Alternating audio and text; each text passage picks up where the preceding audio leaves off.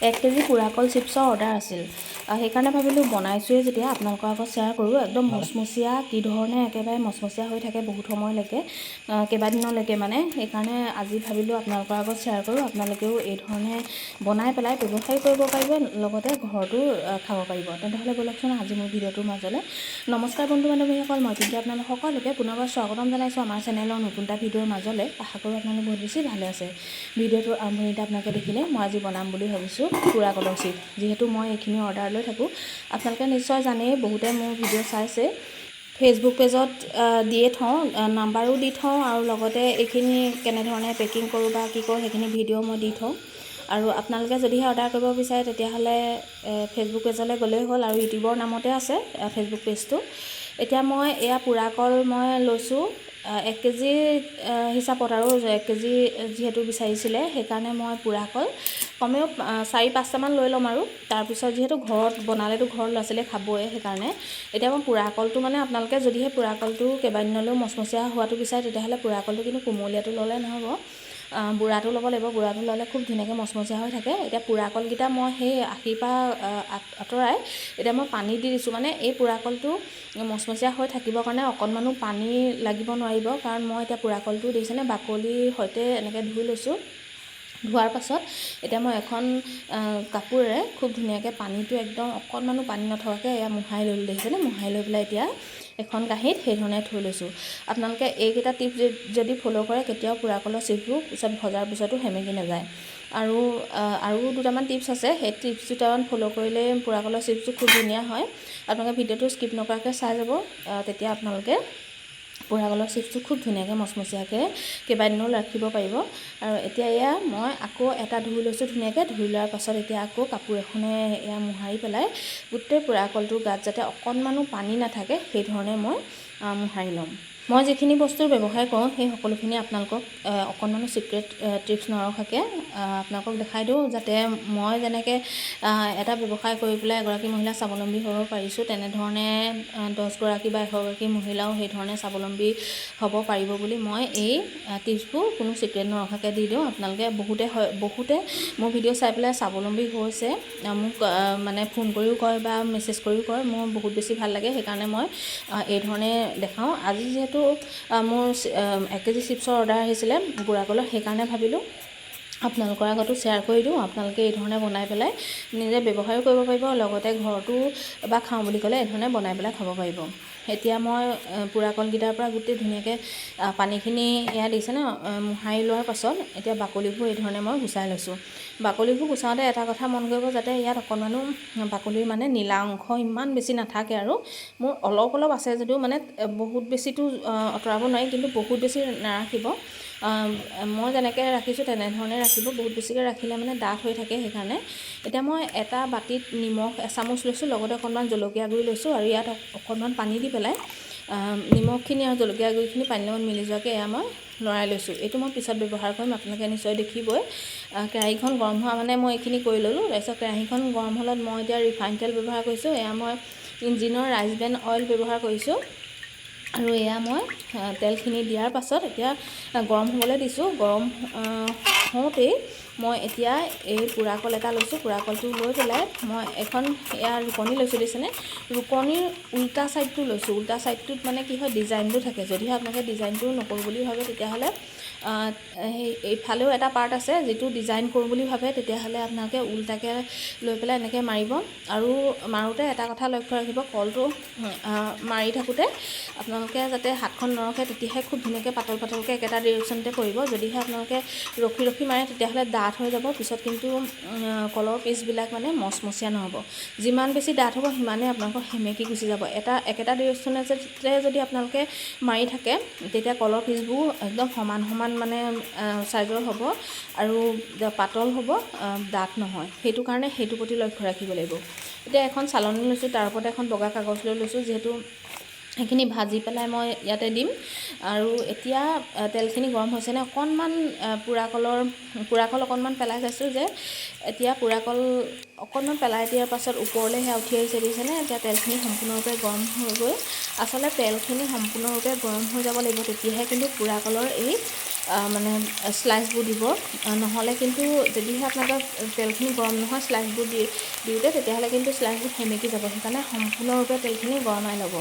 গৰমাই লোৱাৰ পিছত এতিয়া যিখিনি স্লাইচ মানে একেলগ হৈ আছিলে 2-3টা এনেকৈ যে লাগ খাই থাকে, এই হেতাখনে অকণমান এই ধৰণে লৰাই দিব। তেতিয়া খুব ধুনীয়াকৈ ইফাল সিফাল হৈ পেলাই এৰ খাই গুচি যাব। আৰু এতিয়া মই এইখিনি অকণমান এৰুৱাই আছোঁ, যিহেতু লাগ খাই গৈছিলে। তেনেধৰণে মানে হেতাখনে অকণমান ইলুটি কৰি পেলাই এতিয়া মই কি কৰিম, যিখিনি জলকীয়া, নিমখ আৰু পানীৰ যিখিনি ঘোল কৰি লৈছিলোঁ ইয়াত মই দি দিছোঁ। মানে ইয়াত যদি আপোনালোকে দি দিয়ে তেতিয়াহ'লে ইয়াত নিমখ বা জলকীয়া দিয়াৰ পিছত প্ৰয়োজন নাই। খুব ধুনীয়াকৈ নিমখ আৰু জলকীয়া খুব ধুনীয়াকৈ হৈ যাব। এচামুচ দিলেই হ'ব, বহুত বেছিকৈ নিদিব। পিছত আকৌ পোৰা কলখিনি মানে নিমখত খাব নোৱাৰিব, সেইকাৰণে এচামুচহে দিব, বহুত বেছিকৈ নিদিব। এতিয়া পোৰা কলখিনি খুব ধুনীয়াকৈ মচমচীয়া হৈ গৈছে। আপোনালোকক মই শেষত ভাঙিও দেখাম বাৰু। এয়া চব খুব ধুনীয়াকৈ মচমচীয়া হৈ গৈছে। আৰু পেলাম চাবচোন শব্দ, ইয়াত দেখিছেনে? শব্দ শুনি আপোনালোকে গম পাইছে চাগে কিমান মচমচীয়া হৈছে। এই ধৰণে আপোনালোকে এবাৰ ঘৰতে ট্ৰাই কৰি চাব, কেতিয়াও মানে মচমচীয়া নোহোৱাকৈ নাথাকে। আচলতে আপোনালোকে স্লাইচটো কৰাৰ ওপৰত কথা। কিছুমানে বহুত বেছি ডাঠ কৰি পেলায়, ডাঠ কৰি পেলালে কিন্তু কেতিয়াও মচমচীয়া হৈ নাথাকে। প্ৰথমতে মচমচীয়া হ'ব, পিছত কিন্তু সেমেকি যাব। সেইকাৰণে আপোনালোকে একেটা ডিৰেকশ্যনতে কলটো মানে গ্ৰেটাৰত গ্ৰেট কৰিব, তেতিয়া খুব ধুনীয়া হ'ব। আৰু যিমানবাৰ আপোনালোকে পোৰা কলৰ এই স্লাইচবোৰ দিব সিমানবাৰ আপোনালোকে এচামুচ নিমখ পানী দি যাব, তেতিয়া খুব ধুনীয়া হয়। আপোনালোকে জলকীয়াটো নিদিওঁ বুলি ক'লেও নিদিব পাৰে। মই অকণমান ইয়াত জ্বলা ভাৱটো আহিবৰ কাৰণেও দি দিছোঁ, তেতিয়া ভাল হয় খাবলৈ। এতিয়া মই সেই ধৰণে গোটেইখিনি কৰি লৈছোঁ। এয়া শব্দ শুনি গম পাইছে চাগে কিমান মচমচীয়া হৈছে। এতিয়া এটা কল যিহেতু মই স্লাইচ কৰি পেলাই সেয়া ভাজিলোঁ, তাৰপিছত নেক্সট কলটো সেইধৰণে মই স্লাইচ কৰি ভাজিম। মানে মই একেলগতে গোটেইখিনি স্লাইচ কৰি লোৱা নাই, এটা এনেকৈ স্লাইচ কৰি লৈছোঁ, গ্ৰেটাৰত গ্ৰেট কৰি লৈছোঁ। সেইধৰণে কৰিলে মানে ভাল হয়। মানে যেতিয়া আপুনি গোটেইকেইটা একেলগে কৰি ল'ব, তেতিয়া মানে কি হয়, এই স্লাইচখিনি একদম একেলগতে লাগি যায় মানে গোটেইখিনি। সেইকাৰণে পিছত ভাজিবলৈ বহুত অসুবিধা হয়। সেইকাৰণে মই এটাকৈ সেইধৰণে কৰিবলৈ চেষ্টা কৰিছোঁ। এতিয়া এটা কৰিম আকৌ ভাজিম, এটা কৰিম আকৌ ভাজিম, তেনেকৈ মই কৰি গৈ আছোঁ।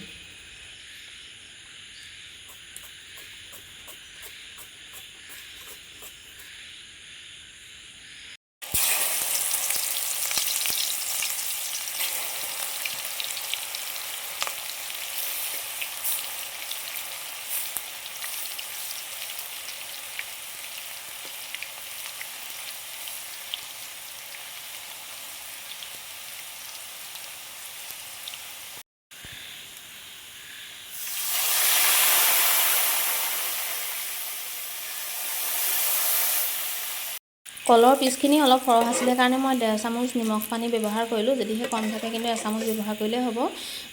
যেতিয়া আপোনালোকে ভাজি পেলাই থ'ব, তাৰপিছত এপিচ খাই চাব, যদিহে নিমখটো বেছি পাইছে তেতিয়াহ'লে নেক্সট ভাজোঁতে আপোনালোকে নিমখৰ পানীখিনি নিদিলেও হ'ব। তেনেকৈ আপোনালোকে চাই ল'ব। তাৰপিছত এতিয়া সেয়া তেনেধৰণেই মই ভাজি গৈ আছোঁ। মাত্ৰ আপোনালোকে এটা কথা লক্ষ্য ৰাখিব, যাতে স্লাইচখিনি খুব ধুনীয়া পাতল হয় আৰু লগতে এইখিনি যাতে অকণমানো পানী নালাগে, তেতিয়া খুব ধুনীয়াকৈ ভাল হৈ থাকিব।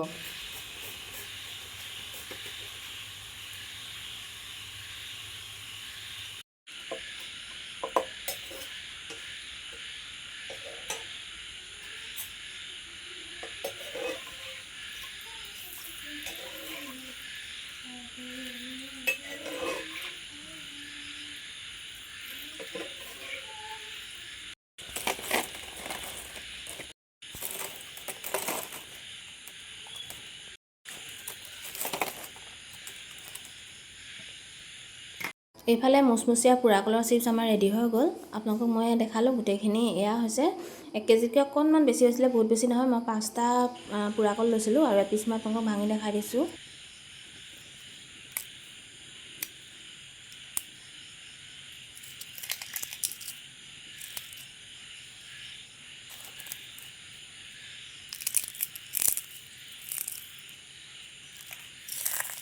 আপোনালোকে ভঙা শব্দ শুনি আৰু দেখি গম পাইছে চাগে পোৰা কলৰ চিপছখিনি কিমান ধুনীয়া মচমচীয়া হৈছে। আৰু নিজে বনাইছোঁ যে অকণমান আপোনালোকক খাই দেখাই দিছোঁ। মজা হৈছে। আৰু এই ধৰণে আপোনালোকে ঘৰতে ট্ৰাই কৰিব, খুবেই বেছি ভাল হয় আৰু আপোনালোকে এই ধৰণে ব্যৱসায় কৰিব পাৰিব, বহুত বেছি ভাল হয়। আৰু এতিয়া মই এয়া দিছেনে ঠাণ্ডা হৈ গ'ল, সম্পূৰ্ণৰূপে ঠাণ্ডা হ'বলৈ দিব। ঠাণ্ডা হোৱাৰ পাছত মই এটা মই পেকেট লৈছোঁ, যিহেতু মই এনেকুৱা পেকেটতে ভৰাই পেলাই দি থাকোঁ।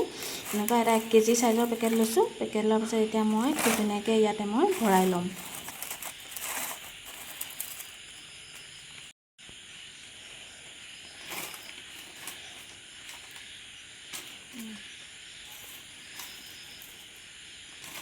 এইফালে পোৰা কলৰ 1 কেজি পেকেট আমাৰ ৰেডি হৈ গ'ল আৰু এতিয়া ৰেডি হৈ গৈছে কাষ্টমাৰক দিবৰ কাৰণে। আৰু আপোনালোকে এই ধৰণে বনাব আৰু এবাৰ খাই চাব। আজিৰ ভিডিঅ'টো আপোনালোকৰ কেনেকুৱা লাগিলে কমেণ্ট এটা কৰি জনাবলৈ একদমেই নাপাহৰিব। ভিডিঅ'টো সম্পূৰ্ণকৈ চোৱাৰ বাবে আপোনালোক সকলোকে বহুত বেছি ধন্যবাদ জনালোঁ। সকলো ভালে থাকক, সুস্থ থাকক তাৰে কামনা কৰিলোঁ।